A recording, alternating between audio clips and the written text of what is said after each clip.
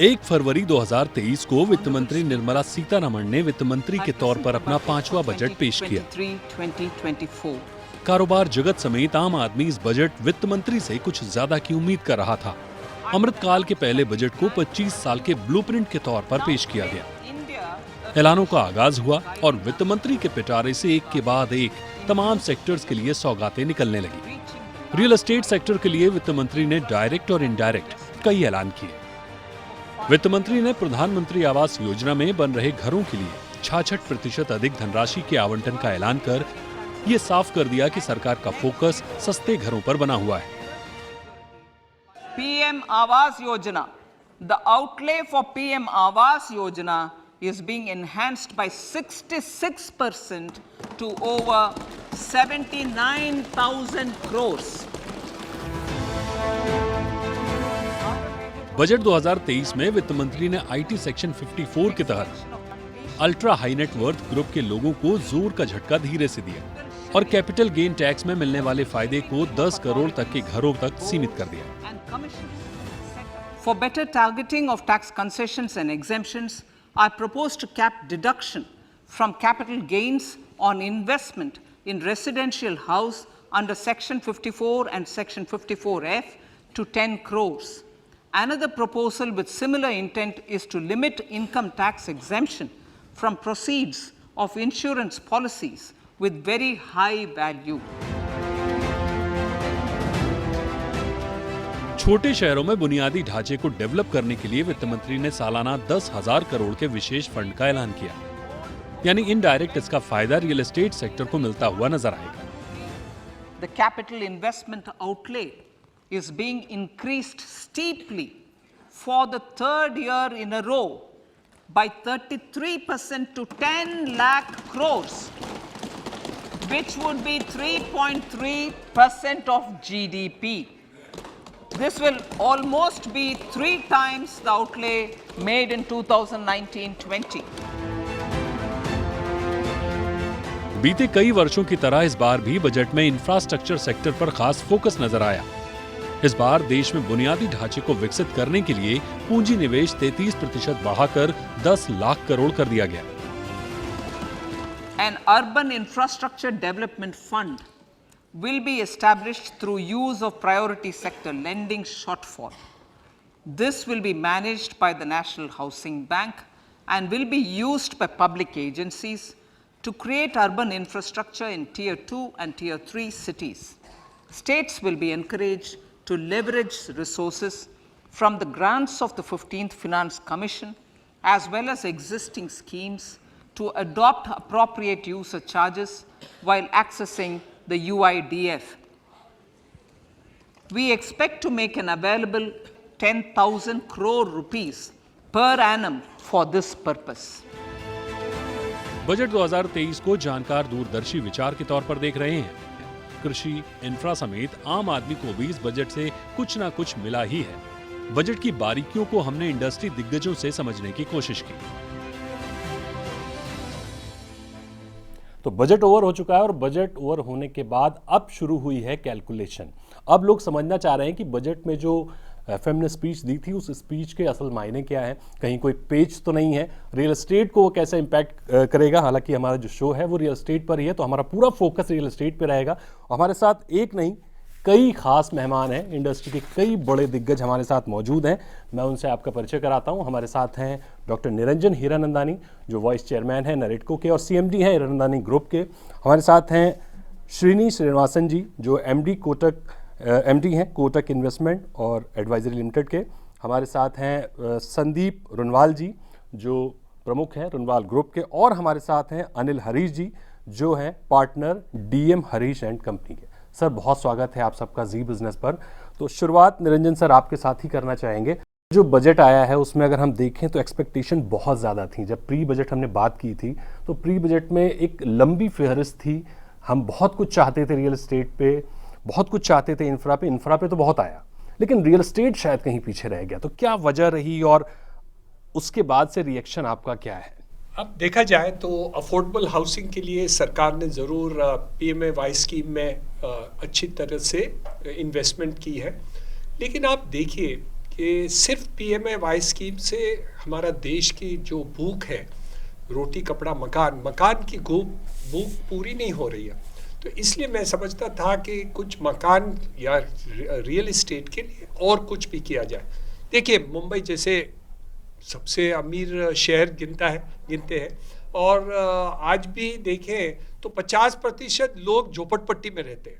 तो इसलिए मैं समझता था कि इस क्षेत्र में और कुछ भी सरकार दे, वित्त मंत्री दे, तो एक अच्छा होता कि हम जो प्रधानमंत्री की एक विजन है कि हर एक को छत मिल जाए, वो मैं समझता था और भी जल्दी हो जाएगा। बिल्कुल श्रीनी सर, हमने देखा कि अगर डायरेक्ट वे में हम देखें तो सिर्फ दो ही चीज़ें थीं जो रियल एस्टेट को पर असर करेंगी, प्रभावित करेंगी।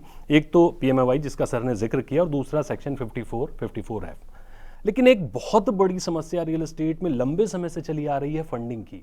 आज भी ढेर सारे प्रोजेक्ट स्टक हैं सिर्फ फंडिंग की वजह से। टियर 2 सिटीज़ में आज भी फंडिंग का इशू है। तो ये फंडिंग की समस्या किस तरह से पूरी होगी, उसको लेकर क्या आप लोग की एक्सपेक्टेशन थी, और आया बहुत कुछ नहीं, तो आखिर क्या रिएक्शन है आपका? फंड मैनेजर्स की तरफ से तो कई उम्मीदें थी, एक बहुत लंबा हमने लिस्ट दिया था, लेकिन उसका कुछ जिक्र नहीं हुआ बजट पर। हालांकि अगर रियल एस्टेट के लिए देखा जाए तो इंफ्रास्ट्रक्चर में जो उन्होंने जोर दिया है उससे कुछ पॉजिटिव इम्पैक्ट होगा ज़रूर, और रियल एस्टेट में उसमें उसकी इम्पैक्ट होगी। और जिस तरीके का इंफ्रास्ट्रक्चर में वो इन्वेस्ट करना चाहते हैं वो सिर्फ मेट्रो सिटीज़ के लिए नहीं है। एक्चुअली अगर बजट में देखा जाए तो दो क्लियर बातें कही है। एक तो अर्बन इंफ्रास्ट्रक्चर की जो बात करी है वो बड़े मेट्रो सिटी और टियर 2 सिटीज़ के काम आएगी, और दूसरा जो 10 लाख करोड़ से ज़्यादा जो ओवरऑल इंफ्रास्ट्रक्चर जो स्पेंड करेंगे, चाहे वो रेल हो, रोड हो या अदर कनेक्टिविटी हो, वो रूरल अदर टियर 3 सिटीज़ को भी इम्पैक्ट करेगा। तो जो डेवलपर्स उस मार्केट में ऑपरेट कर रहे हैं उनको उस इंफ्रास्ट्रक्चर डेवलपमेंट का इम्पैक्ट ज़रूर होगा। लेकिन फंड मैनेजमेंट की तरफ से देखा जाए तो कई हमारी मांगे थी, उनमें से एक का भी कुछ हुआ नहीं। फंड मैनेजर की तरफ से बहुत सारी मांगे थी लेकिन उनका कुछ हुआ नहीं, ये एक बड़ा चैलेंज है। अनिल सर, आपके पास आएंगे और आपसे समझना चाहेंगे कि सेक्शन 54 और 54F काफ़ी अच्छी तरह से आपने समझाया, तो मैं चाहूँगा कि हमारे दर्शकों को भी एक बार बताएं कि एक्चुअली में पहले जो रूल था उसके बाद अब जो नई व्यवस्था आएगी उससे जो अल्ट्रा HNI ग्रुप है उसको किस तरह से, क्योंकि कैपिंग लगने के बाद लोगों की थोड़ी सी चिंताएं बढ़ गई हैं, लोग कंफ्यूज भी हैं, क्या एक प्रॉपर्टी बेच के 2 प्रॉपर्टी भी ले सकते हैं कि नहीं ले सकते हैं, या 2 प्रॉपर्टी बेच के क्या सिर्फ वैल्यूएशन उतनी आ जाए हम इन्वेस्ट कर सकते हैं कि नहीं कर सकते, वो एक बार थोड़ा सा डिस्क्राइब कर दीजिए। सेक्शन 54 तो बहुत सालों से है। सेक्शन 54 में लिखा हुआ है कि अगर किसके पास एक घर है और बेचता है और कैपिटल गेन बनता है तो सारी कैपिटल गेन दूसरे घर में डाल सकते हैं और बिल्कुल टैक्स नहीं भरना पड़ेगा। पर अब कहते हैं कि अगर कैपिटल गेन बना है और आप नया घर लेते हैं जिसकी कीमत है 10 करोड़ से ज़्यादा, तो फिर सिर्फ 10 करोड़ का अलाउंस मिलेगा, उससे ज़्यादा का नहीं मिलेगा। तो समझो कैपिटल गेन 12 करोड़ था और आप 12 करोड़ का घर ले रहे हैं तो उसका डिडक्शन नहीं मिलेगा, रोल ओवर नहीं मिलेगा, सिर्फ 10 करोड़ का मिलेगा। तो फिर जो बाकी 2 करोड़ कैपिटल गेन थे उस पर टैक्स भरना पड़ेगा। टैक्स कम से कम 25-26% होगा, तो फिर आपको 50 लाख टैक्स ज़्यादा भरना पड़ेगा। इस वजह से आपके हाथ में इतने पैसे नहीं होंगे, तो फिर थोड़ा इम्पैक्ट हो जाएगा डिमांड में, क्योंकि लोग इतने बड़े घर नहीं ले सकेंगे, थोड़ा कम करना पड़ेगा। बिल्कुल। संदीप सर, मेरा एक सवाल ये होगा कि जब हम HNIs की बात करते हैं, अल्ट्रा HNIs की बात करते हैं, तो जो मुंबई में या हम कहें महाराष्ट्र में एक बड़ा रेवेन्यू इसी सेगमेंट से आता है, अल्ट्रा HNI काफ़ी बड़ा रेवेन्यू, अराउंड 42% रेवेन्यू सरकार को मिलता है। इस नए नियम के बाद कैपिटल गेन में उस पर क्या असर पड़ेगा, आपको लगता है असर पड़ेगा? सबसे पहले तो मैं कहना चाहता हूँ क्या budget was a excellent budget by the finance minister, and she has, उन्होंने हमेशा मेंटेन किया है कि जितने भी टैक्स एग्जेम्पशन है, टैक्स डिडक्शंस इंडस्ट्री एंजॉय करती है over a period of time she wants two phase out.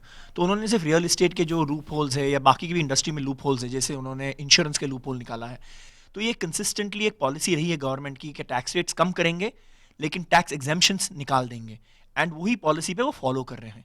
एक कंसिस्टेंसी रहा है बजट में, एंड जो एक कंज्यूमर के हाथ में पैसा दिया है जिससे डिमांड बढ़ेगी, ये सब चीज़ें रियल इस्टेट को बहुत मजबूत और बहुत डिमांड डेफिनेटली बढ़ेगी।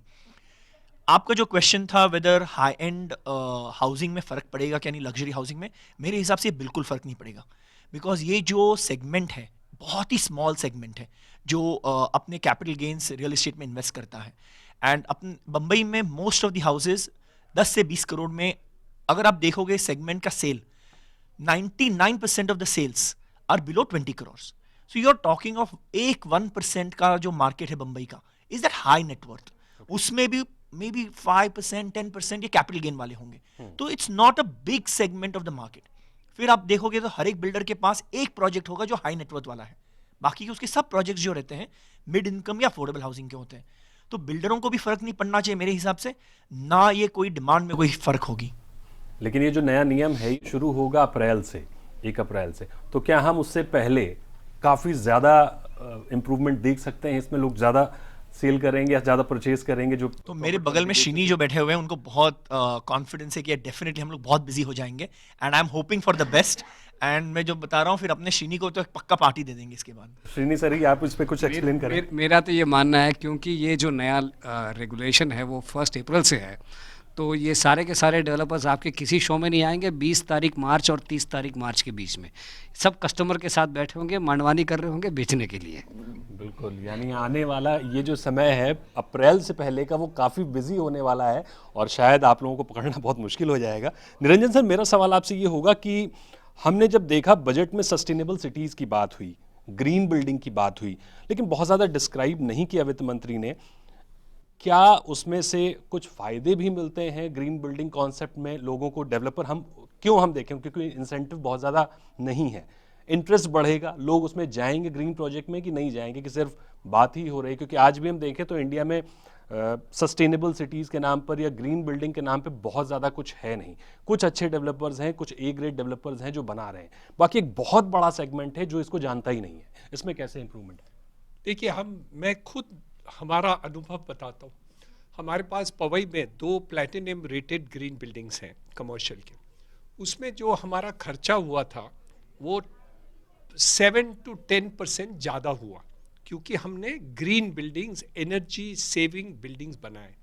लेकिन उसकी हमने कॉस्टिंग और एनालिसिस कर दी कि हमने देखा कि 6-5 साल के अंदर हम वो जो एक्स्ट्रा कॉस्ट है पूरा एनर्जी सेविंग के कारण वसूल कर दिए, और बाकी जितनी भी लाइफ वो मकान की है वो प्रॉफिट ही गिना जाता है। तो वैसे देखा जाए तो ग्रीन बिल्डिंग्स या प्लैटिनम रेटिंग बिल्डिंग्स हम बनाते हैं तो वो actually it is a profitable investment, खर्चा नहीं है। लोग कहते हैं कि ये ज़्यादा खर्चा हम करें क्या ग्रीन बिल्डिंग्स बनाने के लिए, लेकिन वो खर्चा नहीं है, इन्वेस्टमेंट ज़रूर है। आज आपको खर्चा लगता है लेकिन हम वो रिकवर कर देते हैं, वो एक बात है। दूसरी बात है कि मेरे अंदाज से लोगों को एक कॉन्शियसनेस आ गई है, बच्चों को आ गई है, बड़ों को आ गई है, कॉरपोरेट्स को आ गई है। हमारी जो पॉलिसी मेकर्स है उन्होंने ESR की जो पॉलिसी बनाई है कॉरपोरेट्स के लिए, 1000 जो कंपनीज है 2023 के बाद जितने भी होंगे उनको कंपलसरी बैलेंस शीट में दिखाना है उनके ये जो कंपोनेंट्स है।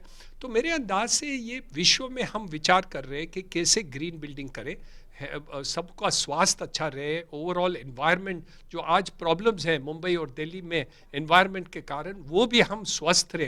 तो लॉन्ग टर्म में ये तो एकदम मैंडेटरी बन जाएगा, इसमें कोई ऑप्शन नहीं रहेगी। हम आज करते हैं, कल सब लोग करेंगे। प्रधानमंत्री क्लाइमेट चेंज के ऊपर पूरे अग्रीमेंट करके आए हैं कि हमारा देश ये करने वाले हैं। वित्त मंत्री ने पॉलिसी मेकर किया है, हमारे बजट में कितने ये प्रोविजंस कर दिए, तो ये एक आ जाएंगे। लेकिन आज की तारीख में देखें तो हमारे बच्चे, हमारे ग्रैंड चिल्ड्रन भी ये एनवायरनमेंट के बारे में, सस्टेनेबिलिटी के बारे में बात करते थे। मैं छोटा था तब ये बात तो कभी हम सोच भी नहीं कर पाते थे, लेकिन वो आज बच्चे भी करते हैं, इसलिए फ्यूचर इज़ ब्राइट।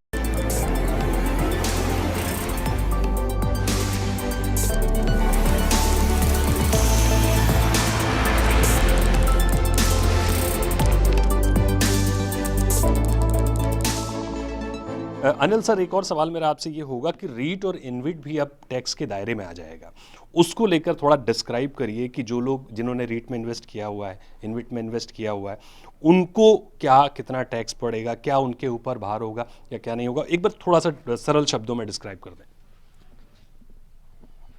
रीट है रियल एस्टेट इन्वेस्टमेंट ट्रस्ट। कोई भी रीट में इन्वेस्ट कर सकता है और यूनिट मिलेंगी। फिर रीट लोगों से पैसे लेकर स्पेशल पर्पस व्हीकल एसपीवी में इन्वेस्ट करेगी, जो बिल्डिंग बना रही है या बिल्डिंग से कमा रही है। जब एसपीवी से पैसे मिलते हैं रीट को, तो रीट तो पास ऑन कर देती है, पैसे बांट लेती है यूनिट होल्डर को। जो पैसे आते हैं वो रेंटल से आते हैं या इंटरेस्ट से आते हैं या डिविडेंड से आते हैं, और जब रीट देती है यूनिट होल्डर को तो उनको कहना है कि ये इंटरेस्ट से आया है या डिविडेंड से आया है या रेंटल से आया है।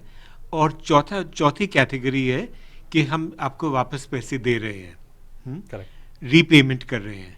जब रीपेमेंट कर रहे हैं तो टैक्स नहीं लगनी चाहिए, पर अब उन्होंने कहा है कि इसके बाद ऐसे होना चाहिए कि जितने पैसे आपने इन्वेस्ट किए थे यूनिट में उतने पैसे मिलेंगे टैक्स के बिना, उससे ज़्यादा जो भी मिलेंगे वो टैक्सेबल रहेंगे। वो तो ठीक बात है, ऐसे ही होना चाहिए, क्योंकि अगर आपको कुछ पैसे मिल रहे हैं और वो नफ़ा है उसमें, तो नफ़े पे तो टैक्स लगना चाहिए। हाँ, प्रॉफिट पे टैक्स कितना होगा सर टैक्स? रेगुलर टैक्स होगा। ओके, रेगुलर टैक्स होगा प्रॉफिट पे। प्रॉफिट, ठीक है। एक और सवाल मेरा संदीप जी आपसे होगा कि जब हम हाउसिंग फॉर ऑल की बात करते हैं तो हाउसिंग फॉर ऑल में सिर्फ ओनरशिप ही नहीं, रेंटल हाउसिंग की भी बात होती है, जो बहुत ज़्यादा ज़रूरी है। निरंजन सर अक्सर रेंटल हाउसिंग की बात करते हैं। ARHCs काफ़ी बड़ा प्रोजेक्ट गवर्नमेंट लेकर आई थी, लेकिन उसमें बहुत ज़्यादा कुछ दिखा नहीं।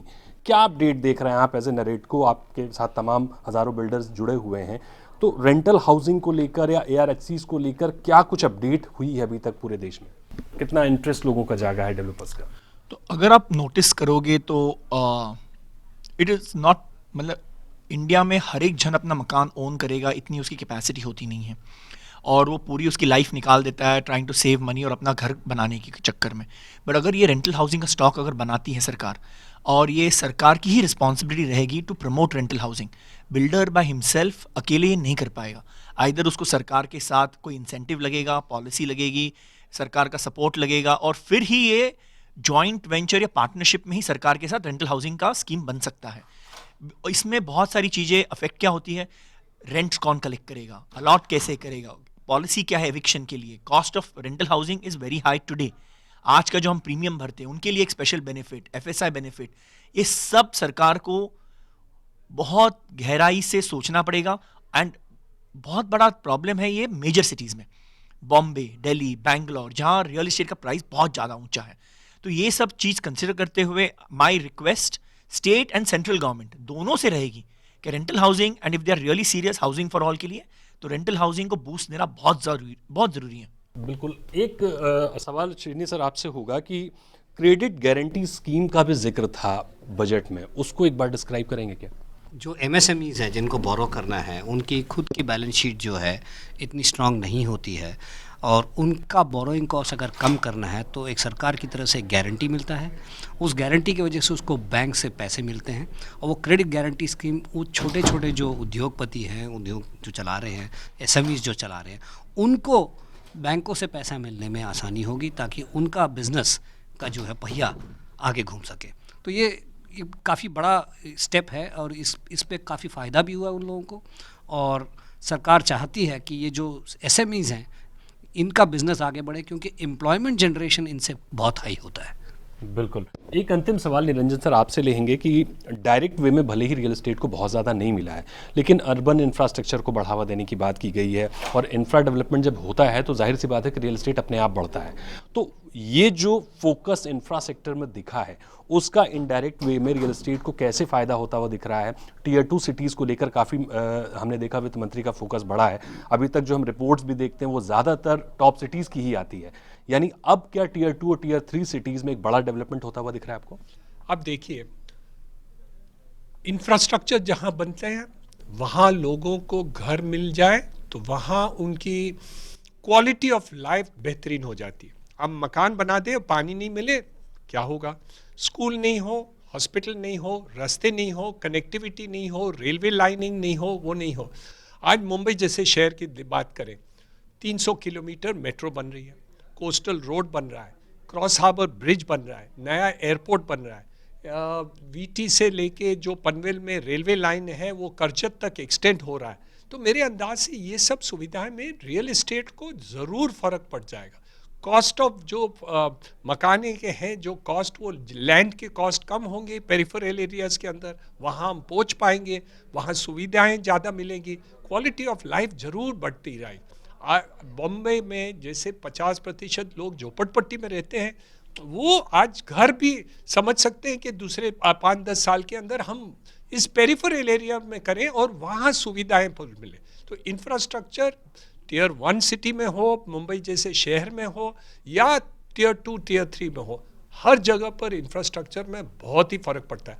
और आप तो रोड, रेलवे ये बात करते हैं, पानी की सुविधा भी चाहिए, इलेक्ट्रिसिटी की बात चलिए, स्कूल्स चाहिए, हॉस्पिटल्स चाहिए, ये सब इंफ्रास्ट्रक्चर में गिना जाए। लेकिन सरकार जो अभी बात की है वो ये एक इंफ्रास्ट्रक्चर की बात की है, और हॉस्पिटल्स, नर्सिंग होम्स, ये वो सब की बात हो रही है। तो मेरे अंदाज से प्रधानमंत्री और वित्त मंत्री के विचार बहुत दूर तक है।